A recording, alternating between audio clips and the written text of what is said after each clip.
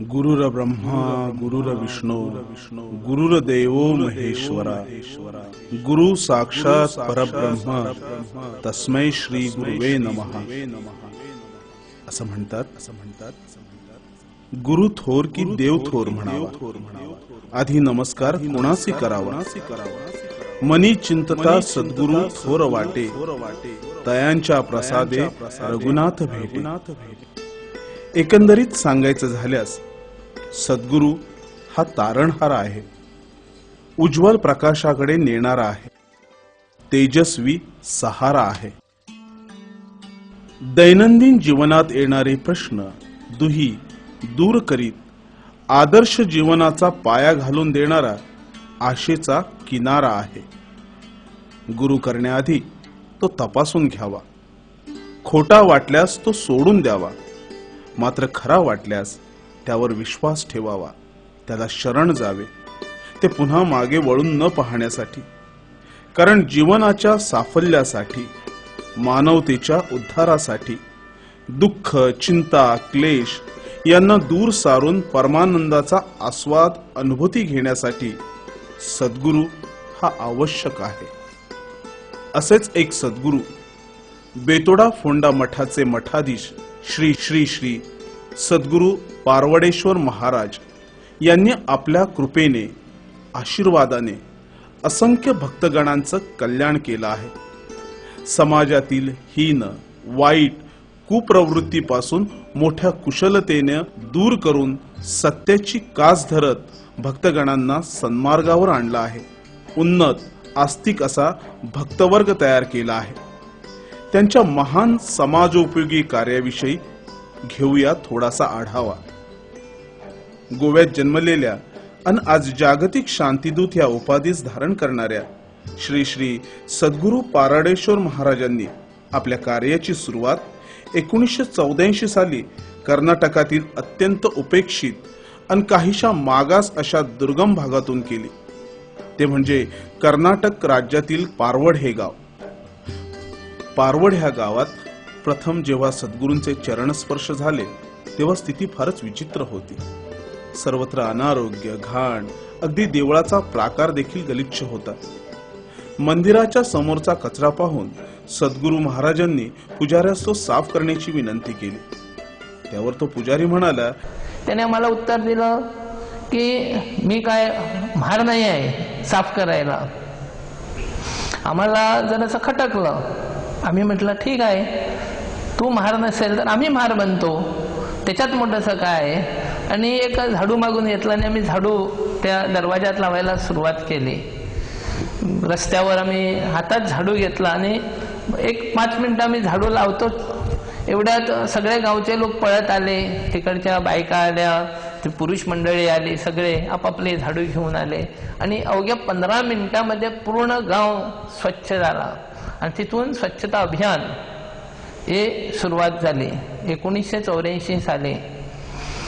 आणि त्याच्यानंतर संपूर्ण गावामध्ये शेण काढणं रस्त्याला, म्हणजे रस्त्याला तर डांबर नाहीच तर धुळीचा एक कण तुम्हाला सापडणं। जसं घरामध्ये स्वच्छता तसं दरवाजात, रस्त्यात ही स्वच्छता ते दिसायला लागले।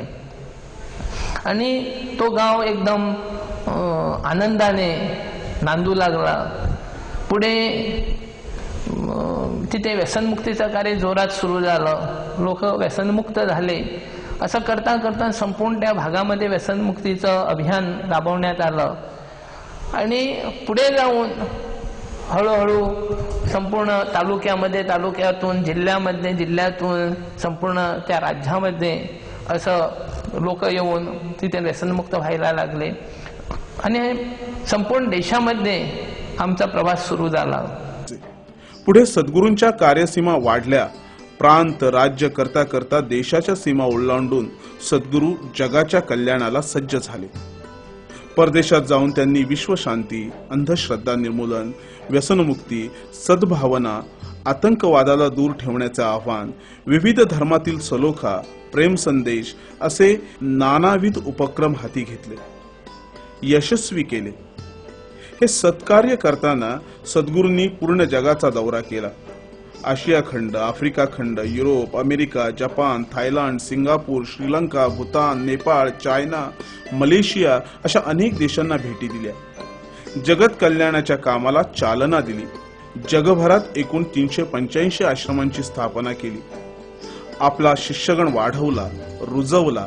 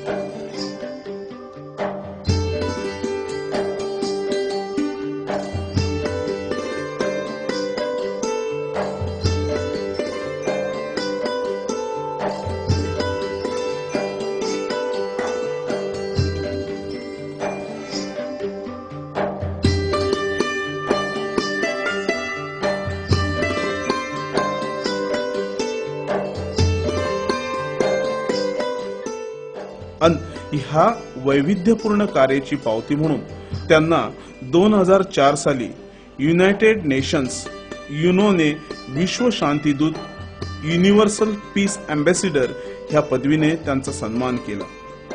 अमेरिकेत सद्गुरूंनी जगाला उद्देशून शांती, आतंकवादाचं उच्चाटन, व्यसनमुक्ती ह्या विषयी प्रवचने दिली. आफ्रिकेला दिलेल्या भेटीचा अनुभव सांगताना ते म्हणतात की ज्या वेळेला मी पहिल्यांदा आफ्रिकेला गेलो तिकडे बघितलं की लोकांमध्ये कच्चं मांस खाणं वगैरे वगैरे अजूनपर्यंत तिथे होतं. आणि ज्या वेळेला मी आफ्रिकेमध्ये एका रिफ्युजी या ठिकाणी आम्ही तिकडे जाऊन एक भेट देण्यासाठी गेले. तिकडे पुष्कळशी लोक अशी होती की त्यांना अशा आमच्यासारख्या माणसाला त्यांनी बघितलं पण नव्हतं. हे माळा किंवा हे घालून तिथे ते असं समजायचे की हे लोक स्त्रीला पुरुष करतात, पुरुषाला स्त्री करतात आणि पुढे जाऊन आम्हाला पण असंच करेल असं आम्हाला भिवून ते लोक पळायला लागले. तर आम्ही त्यांना सांगितलं, आमच्याबरोबर एक वडेरा म्हणून होता, त्याला सांगितलं त्या लोकांना सांगा की आम्ही तुमच्यासाठी आलेले आहेत, असं काही नाही आहे. वडेराने त्यांच्या स्वाहिली भाषेमध्ये त्यांना सांगितलं की हे असे आहेत, सद्गुरू आहेत, तेव्हा आमच्या कल्याणासाठी आलेले आहेत. तेव्हा सगळे लोक थांबले आणि तिथे मग तिथे ड्रग्सचं पुष्कळ प्रमाण, एड्सचं तर एवढं प्रमाण होतं भरपूर. आणि त्या लोकांना एड्स विषयी, ड्रग्स विषयी, व्यसनमुक्तीविषयी आम्ही तिथे सांगितल्यानंतर त्या लोकांना बरं वाटलं. आणि जवळजवळ एका महिन्याला जवळजवळ 1000 लोक आमचे तिथे शिष्य झाले. आम्हाला ते बघून पुष्कळ आनंद झाला. आफ्रिकेमध्ये आमचं कार्य जोरात सुरू झालं आणि पुष्कळशे लोकांनी म्हणजे एक पत्नी धर्म असा सुरुवात केला. तिथे 3-3 महिन्याला नवरे आपले बायका बदलत होते, बायका आपले नवरे बदलत होते आणि त्या कारणास्तव त्यांना एड्स होत होता. तिथे आम्ही बघितलं की लोक असे रांगेत उभे होते. आम्ही कोणाला एकाला विचारलं की हे काय चाललेलं आहे, कशाला रेशन घ्यायला उभे राहत नाही, म्हणायला लागलं ते प्रेत घ्यायला उभे राहिलेले आहेत. म्हणजे मरण्याचं सुद्धा प्रमाण एवढं तिथे आहे की विचारू नये. श्री श्री श्री सद्गुरू पारवडेश्वर महाराजांच्या साथीला प्रत्येक कार्यात भाऊ महाराजांची मोठी साथ लाभलेली आहे. भाऊ महाराजांनी प्रत्येक गोष्टींमध्ये एक आपले पट्टशिष्य या नात्याने चांगली साथ दिलेली आहे. साथ देतात, सेवा पण करतात सद्गुरू नात्याने. आणि शिष्य जर असावा तर तो भाऊ महाराजासारखाच असावा, जेणेकरून आज्ञाधारक असा शिष्य.